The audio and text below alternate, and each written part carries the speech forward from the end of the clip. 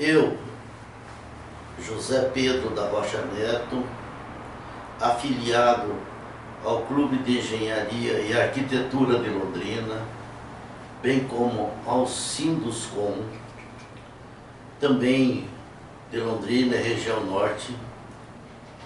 Algumas vezes, anos atrás, eu proferi uma palestra que vou repeti-la agora novamente, e agora endereçada à Academia Paranaense de Engenharia, em Curitiba. Mas vou abordar restauro de edificações tombadas pelo patrimônio histórico. São essas edificações tombadas, elas, para serem restauradas, existem regras, existem normas, existem cuidados que devemos observar. E nesse sentido, eu primeiramente vou fazer um histórico do meu passado na execução de obras dessa natureza. Um dos primeiros restauros que nós fizemos, eu como responsável técnico, ainda da Técnica Canadá Engenharia e Construções Civis Limitada, ocorreu por volta do ano de 1975. Naquela ocasião, nós nos interessamos, nós empresa, interessamos pela realização de um serviço dessa natureza, restauro. E conversando com os companheiros do Clube de Engenharia e Arquitetura, mais especificamente com os arquitetos, quando a gente falava em restauro, era mais ou menos falarmos sobre filosofia. Os arquitetos então tinham vários conceitos, tinham várias posturas próprias de cada um. Então, quando a gente falava em restauro, a gente não chegava objetivamente a uma conclusão comum, porque o restauro, via de regra, o contratante precisa de preço e precisa de prazo para a execução e contratação do serviço. E naquela ocasião, os arquitetos com os quais eu trocava ideias, eles achavam que o restauro não podia ser de forma alguma a preço fixo e a prazo fixo. Eles achavam que devia ser um serviço realizado mais sob a modalidade de administração. E não era o que o nosso objetivo naquela ocasião, porque o órgão promotor da licitação queria preço e queria prazo. E discutir com os arquitetos amigos e que queriam me ajudar, mas tinha uma outra visão, isso não traduzia objetivamente o que eu desejava. Mas mesmo assim, nós da Técnica Canadá acabamos elaborando uma proposta, fomos ao local, vistoriamos os serviços, levamos gente pertinente às diversas áreas, conseguimos fazer um orçamento e propor um preço, e nós saímos muito bem. Anos depois, nós participamos de uma licitação do Banco Santander para instalação de uma agência deles aqui em Londrina, mais precisamente no imóvel que pertenceram à família do seu Celso Garcia Cid. É um imóvel destacado, localizado na Avenida Higienópolis, e Foi construído por volta de 1942, 44, possivelmente, mas uma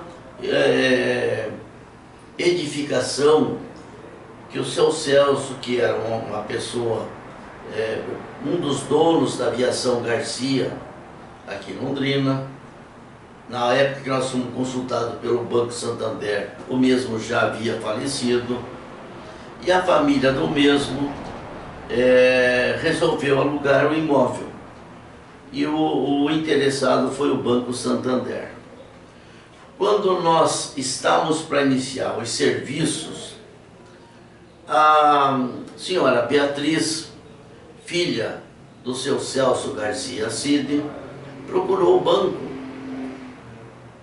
falou com o gerente se não valia a pena, como investimento para o próprio banco, fazer um restauro daquela edificação. E ela valia a pena. A cidade gostaria que fosse feito tal serviço. E o gerente sensibilizou-se por tal coisa. Mas nós já tínhamos preço para fazermos a adaptação.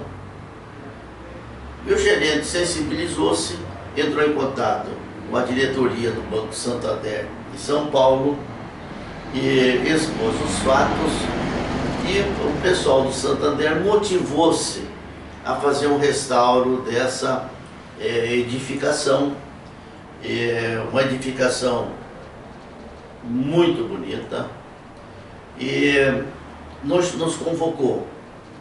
Nós tínhamos já ofertado o preço e o Banco Santander quis saber de nós qual seria o preço para restaurarmos tudo, fachada, elementos decorativos, pisos, escada, mármores, lustres, mesmo, digamos, fechaduras, corrimões. E nós, então, nos dispusemos a reelaborarmos uma outra proposta. Isso nos tomou um tempinho, porque nós, evidentemente, tivemos que nos valer de gente que estivesse afeto a isso, mas fomos felizes. Aqui em Londrina, em Cambé, tinha fábrica de lustres, e os levei ao local, e eles conseguiram elaborar proposta e preços, e nós percebemos que nós poderíamos enfrentar aquele restauro da mansão do seu Celso Garcia Cid sem um problema maior. Para tanto, nós, como auxiliados pelo gesseiro, pelo pessoal de porta, fornecedor de mármores, empresa que fabricava lustres aqui em Cambé, etc, etc, nós conseguimos, após uns 10 dias dessa pesquisa, dessa tomada de preço, elaborarmos então um preço para restauro da mansão Garcia. Foi uma experiência notável, porque não havia um projeto de restauro no sentido arquitetônico, de autoria de algum arquiteto. Nós tivemos que fazer por nós mesmos, evidentemente sempre nos subsidiando por alguém com vivência maior do que a nossa, e nós conseguimos formular um preço, o banco acatou, e nós, com 60 dias, nós entregamos a obra pronta, e a cidade comemorou. Nós fomos muito felizes naquele restauro. Nós aprendemos muito naquele restauro da mansão Garcia. E o próprio banco também sensibilizou-se e nos parabenizou por tal obra, e ela está à disposição de qualquer interessado para visitá-la, percorrê-la, porque o Banco Santander ainda funciona nessa mesma edificação, de tal sorte que a intenção da senhora Beatriz Garcia foi atendida e a cidade ganhou uma obra notável. Anos depois, apareceu-nos uma obra de restauro, agora já tombada pelo patrimônio histórico, e também nós interessamos. Mas já começaram a surgir as disputas, que isso seria a área dos arquitetos e que nós estamos impedidos de fazer isso. Houve gente ligada ao Conselho de Arquitetura e Urbanismo, que já existia, pois ele passou a existir possivelmente a partir de 2010, e nós nos vimos diante de um questionamento que, segundo o Conselho de Arquitetura e na visão dos dirigentes dessa época, nós não tínhamos atribuição para tanto. Mas o meu currículo escolar, eu concluí a faculdade de engenharia em 64. Naquela época existia o CREA, Conselho Regional de Engenharia e Arquitetura. Não existia CAL ainda. E o CREA nos permitia exercermos responsabilizarmos ou até elaborarmos um projeto de restauro. Mas começaram a surgir contratempos. Em vista disso, nós questionamos junto ao CREA, e o CREA fez um parecer jurídico, afirmando que eu, bem como meu filho Zé Marques da Rocha, formado em 88, nós tínhamos as atribuições para elaborarmos um projeto de restauro, bem como executarmos os serviços. E nós acabamos fazendo. E nós fomos também muito felizes em fazer. Nós gostamos e gostávamos de executar projeto, de elaborar o projeto, bem como executarmos os serviços de restauro. Mas nós percebemos, já nessa época, que patrimônio histórico, ou da cidade, ou patrimônio histórico nacional, ele tem regras.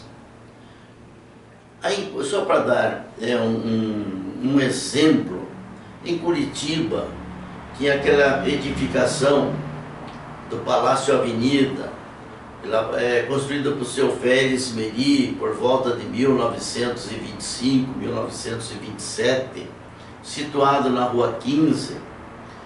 E o Bamerindos, quando adquiriu aquele prédio, ele promoveu um imenso serviço,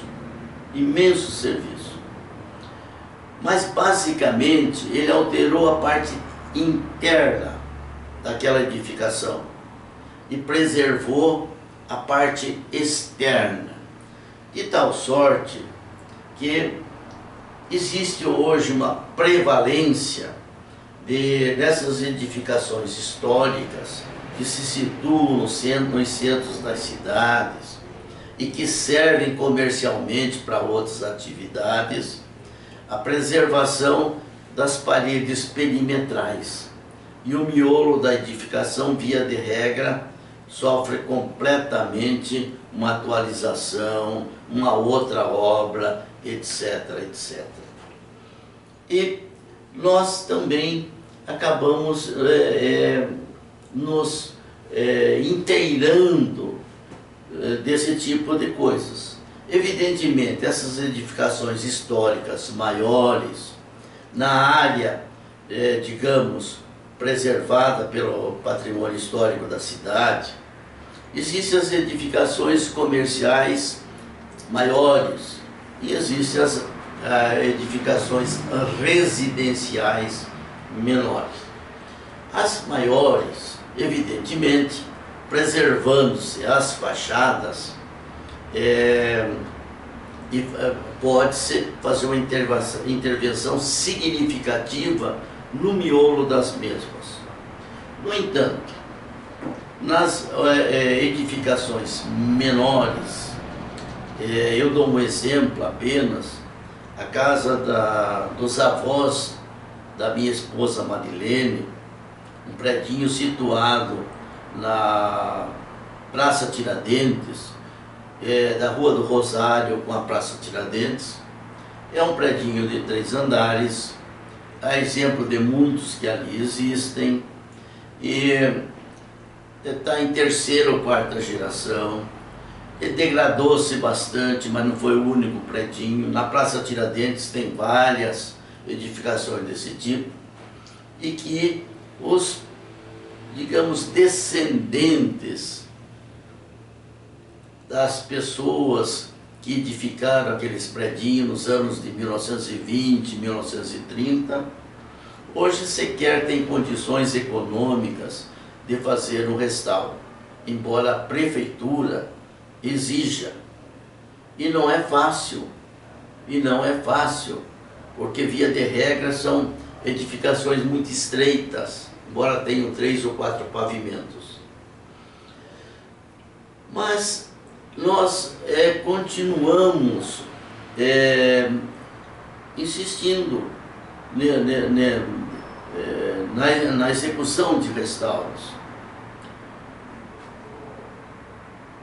Nós podemos dizer, eu posso dizer que uma edificação de restauro muito significativa que nós fizemos, e agora pela Regional Planejamento, foi a edificação do Cine Ouro Verde de Londrina. A edificação do Cine Ouro Verde de Londrina, ela foi totalmente destruída por um incêndio horroroso que aconteceu na cidade, que destruiu praticamente tudo que internamente que o Cine Ouro Verde tinha: poltronas, parte cênica, parte de sonorização, forros, cortinas, pisos. Afinal de contas, o sinistro causou uma danificação na edificação muito grande, onerosa, e a cidade mobilizou-se, a cidade de Londrina, para restaurar o Cine Ouro Verde. E o Cine Ouro Verde já era então de propriedade da Universidade Estadual de Londrina. A universidade viu-se motivada politicamente pelos líderes locais, os quais interagiram com o governo estadual. O governo estadual autorizou a universidade promover o restauro, e a universidade contratou gente especializada em restauro, arquitetos, os mais variados profissionais da eletricidade, concreto armado, da parte cênica, etc., cobertura, estrutura metálica. E nós, após elaborado esse projeto, a universidade licitou. E nós nos apresentamos na licitação como tendo uma experiência anterior. Evidentemente, a universidade estava tentando encontrar uma firma de porte significativo que responsabilizasse por essa obra, que executasse fielmente os projetos, que tivesse uma experiência muito grande. E nós comparecemos àquela licitação. evidentemente,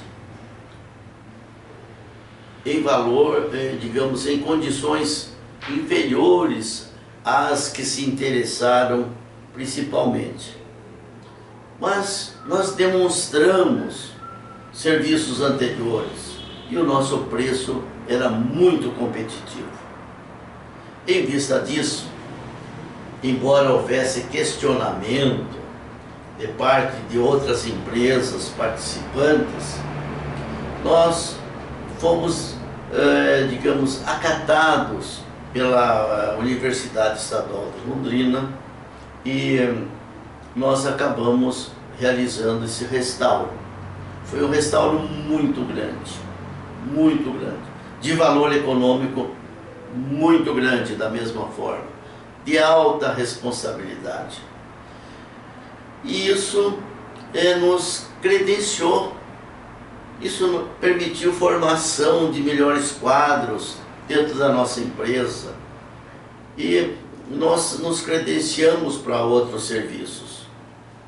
Pouco tempo depois, nós soubemos, através de um site adequado, que em Florianópolis estava sendo promovida uma licitação para restauro de uma fachada de um prédio tombado pelo patrimônio histórico também. E eu fui a Florianópolis, fui ao órgão promotor, fui à prefeitura e visitei o local. Constatei que tinha um projeto elaborado por um arquiteto da própria cidade de Florianópolis, um arquiteto com experiência, que tinha feito outros projetos semelhantes. E ao tomar conhecimento desse projeto, desse arquiteto, eu me dei conta que eu mesmo tinha sido muito criterioso. Ele fez um roteiro de serviço, uma descrição dos serviços, fotografias de locais danificados, de locais a serem restaurados, preconizou a solução. Ele fez praticamente, facilitou os interessados a fazerem proposta. Ali estava situada a Casas Bahia. E nós nos apresentamos às Casas Bahia para que nós pudéssemos propor preços para a execução daquele serviço. E o nosso preço foi acatado pelas Casas Bahia, locatária do imóvel, que a prefeitura e que o Instituto lá de Preservação da Memória tinham preconizados. E nós apresentamos proposta, vimos-nos vencedores e fomos contratados, por consequência, para executarmos os serviços. E isso, a Casa Bahia ficou muito satisfeita com a nossa participação, mas nós da regional continuamos, e eu, José Pedro, continuei preocupado em formatar algum trabalho orientativo de tudo que eu tinha feito. E que pudesse auxiliar a terceiros. E eu fiz isso. E na sequência apareceu uma arquiteta egressa lá de Maringá. Ela quis fazer um trabalho nessa área, uma espécie de dissertação de mestrado, e eu atendi. E nesse atendimento eu já tinha elaborado o serviço de restauro do Cine Ouro Verde. Eu descrevi nesse trabalho, que chama Sopro de Luz sobre as Cinzas do Passado, eu acabei descrevendo tudo o que aconteceu, como nós acudimos, o que foi prescrito, etc, etc. Disso resultou o livro Sopro de Luz sobre as Cinzas do Passado. Igualmente, eu, na mesma época, também decidi elaborar um livro chamado Restauro de fachadas de edificações tombadas pelo patrimônio histórico. Resultou nesse segundo livro. Então, as pessoas que me procuravam, e esses livros encontram-se no meu site, sem custo nenhum, basta baixar e lê-los. E como é que digo? Em atendimento às solicitações que me eram feitas, em atendimento a palestras que me solicitaram e que fiz, eu registrei esses dois serviços, nesses dois livros, que de per si permitem um bom entendimento de qualquer interessado. Eu diria ainda que nós engenheiros civis, continuamos tendo questionamentos de parte dos arquitetos. Atualmente o CAU, o Conselho de Arquitetura e Urbanismo, defende muito os arquitetos, no sentido que tais serviços sejam exclusivamente da alçada dos arquitetos, não só o projeto, como também a execução da obra. E nesse sentido eu procurei o CREA de Curitiba e fiz uma exposição documentada, e o CREA também acatou que nós, formados anteriormente a 2010, eu sou formado em 2004, que nós temos atribuições para isso, e temos também atribuições para a execução desse serviço. E nesse sentido é que eu estou registrando essa palestra para uma formação de uma ideia melhor de parte de algum interessado, porque até os dias de hoje eu percebo que tem engenheiros interessados nessa execução. Não é fácil, não é fácil. E eu vou dizer um exemplo. Há pouco tempo atrás,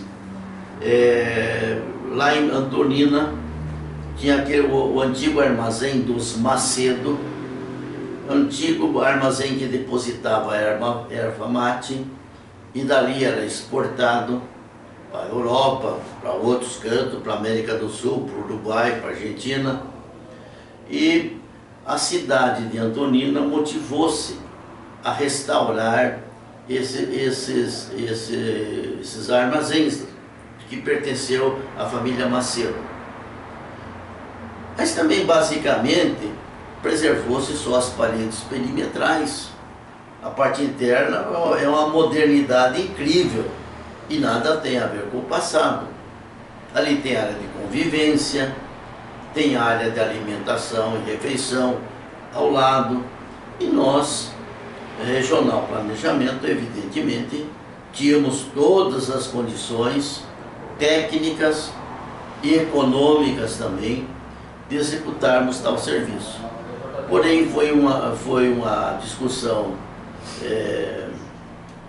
chata junto ao pessoal do CAU, que entendiam que isso era uma atividade restrita somente aos arquitetos, e nós questionamos através do Conselho de Engenharia, e eu acredito que isso foi para uma ação declaratória, talvez, declarando o direito, mas demorou.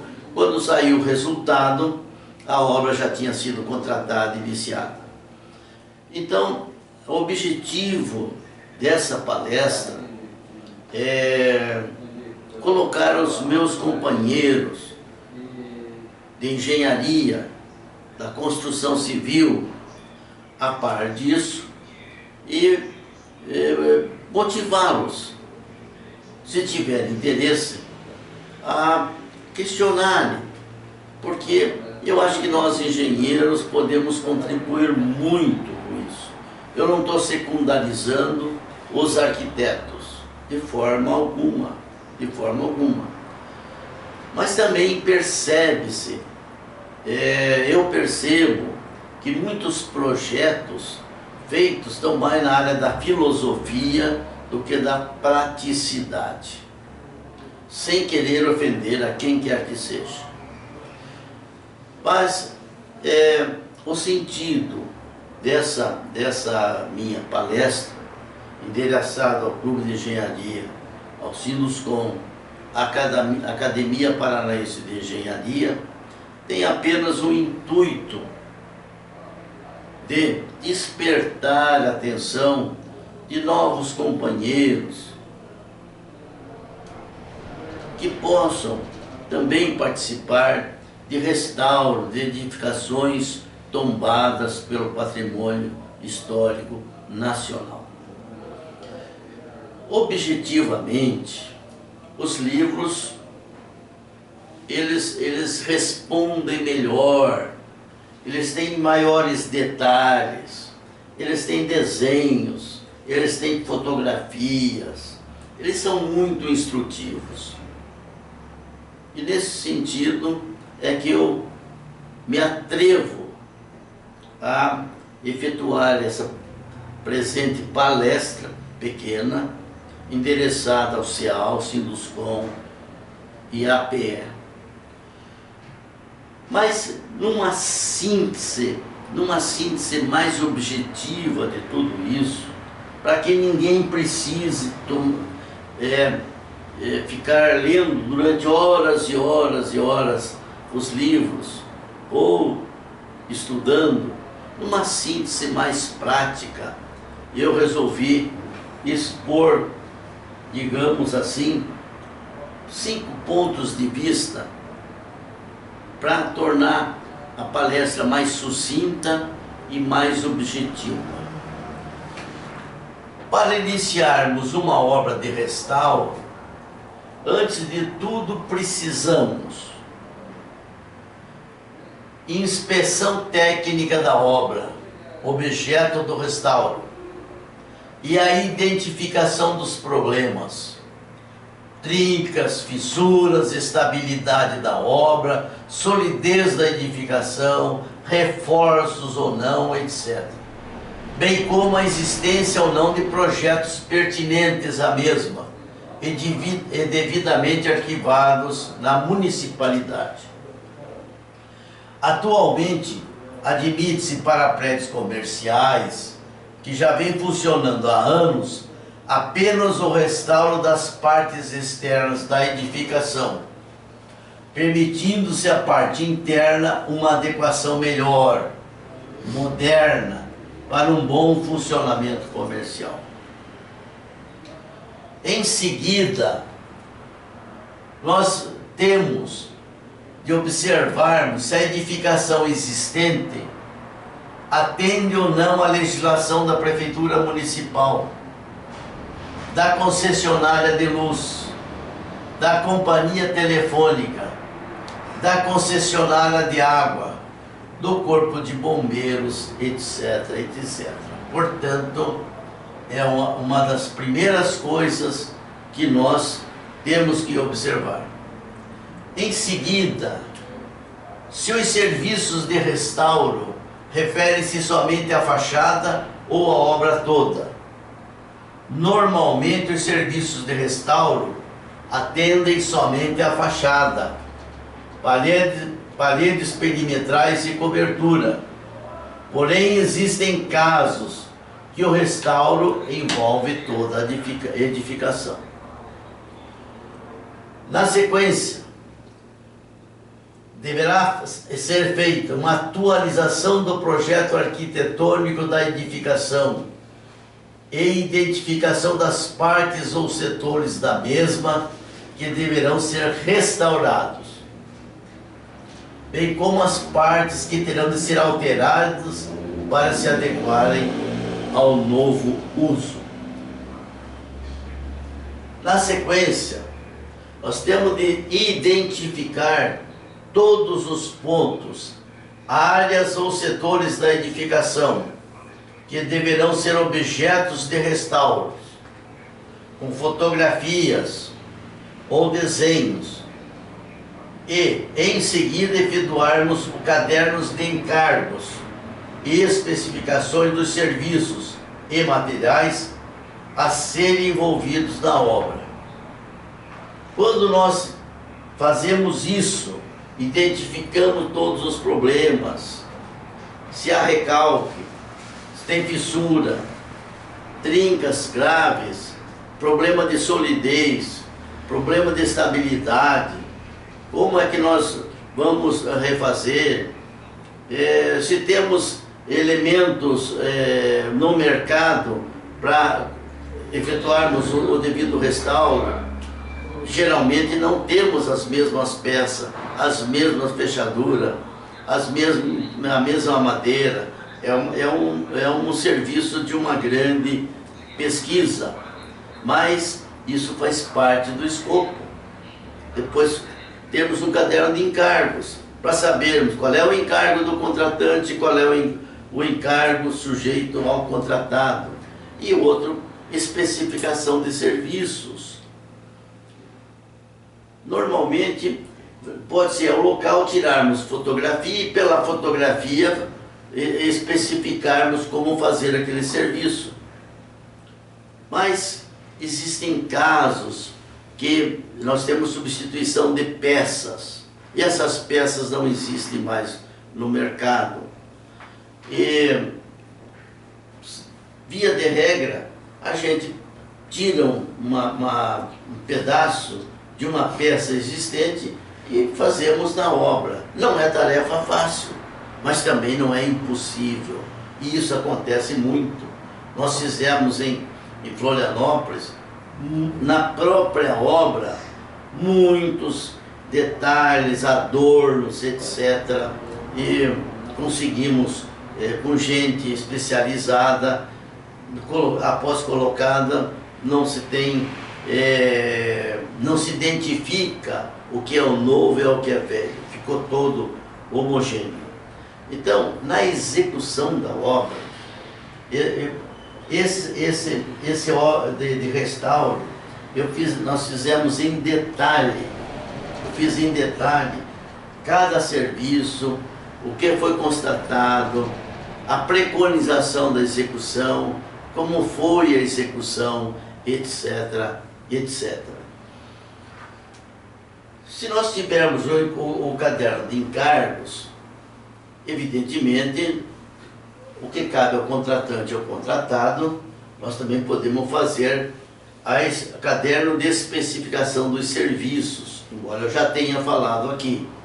O caderno de especificação de serviços e materiais a serem utilizados, bem como a forma de realização dos serviços. Isso aqui está no caderno de especificações dos serviços. Neste mesmo caderno de especificações de serviços, podemos constar a identificação dos problemas existentes na obra, partes a serem restauradas, etc, etc. Para tanto, valendo-nos de fotografias, vamos lá, por ocasião do início do serviço da elaboração do projeto, vamos e tiramos fotografia de cada parte, e na mesma fotografia nós vamos preconizar a forma de execução e como fazer. Ou seja, valendo-nos de fotografia, ou mesmo desenho instrutores. É possível fazer um arquiteto, fazer um elemento instrutor. desenhar uma parte e elemento, ó, isso aqui faz assim, assim, assim, usando o material isso. Esses elementos instrutores destinados à orientação para a execução e até mesmo da fiscalização de serviços. Da fiscalização de serviços. Que não basta somente o executor entender. É preciso que o fiscal também entenda. É preciso que o fiscal, previamente, ao início do serviço, entenda o que será feito, como será feito e de que forma será feito. Também podemos nos valer de peças existentes na própria edificação e que possam, após retiradas, nos servir como modelos para a fabricação na própria obra de outras peças semelhantes, fato que muito ocorre nos serviços de restauro.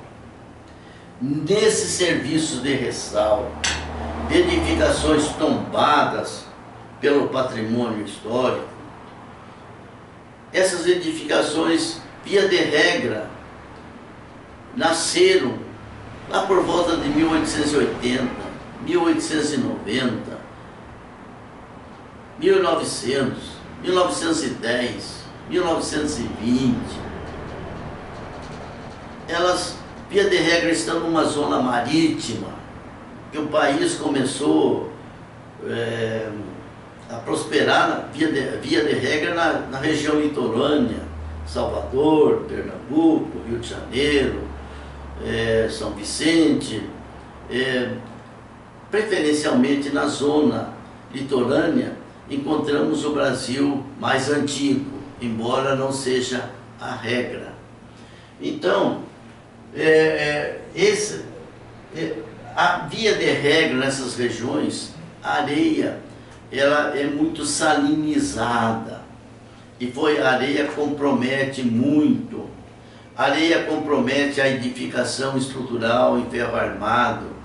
Essa edificação de Florianópolis, ela foi construída em 1910, por volta de 1910, mas a gente verificou que já existem vergalhões de aço liso, redondo, etc. Aço corroído, mas pelas normas atuais, aquelas bitolas são exageradas, ainda que estejam comprometidas na sua parte externa. Segundo as regras atuais preconizadas para resistência de uma construção, essas bitolas estão superdimensionadas. Se nós fizermos uma raspagem em algum local, porque nós não precisamos demolir toda a obra para chegarmos à ferragem dos pilares, à ferragem das vigas, etc. Não precisamos fazer isso. Nós realmente nos damos conta, nós temos o temor que a parte perimetral dessa ferragem, ela está muito oxidada, enferrujada, mas o miolo está tremendamente bom, e ele tem diâmetro e resistência ainda muito mais além do preconizado pelas atuais normas de cálculo estrutural. Eu falo isso, mas falo com temor. Falo com temor porque quem vai ouvir certamente será um engenheiro calculista. Mas existe um princípio. Se de 1890, 1910, o diâmetro da ferragem é grande, mas não teve nem somente a parte externa que se encontra oxidada, a parte interna encontra-se boa, isso de per si enseja que estruturalmente o concreto armado, ainda que com deficiência, com pedra ao seixo da época, com areia feita da época e com isso de per si nos enseja que essa obra seguramente vai ter um tempo de duração ainda maior daquele que existiu desde o início da construção até os dias de hoje. Eu quero finalizar dizendo que é difícil fazer uma palestra dessa natureza, me é difícil diante da presença de calculistas estruturais, porque os mesmos têm pontos de vista diferentes. Eles acham que não, tem que pôr a edificação no chão. Olha, mas se é para preservar o patrimônio histórico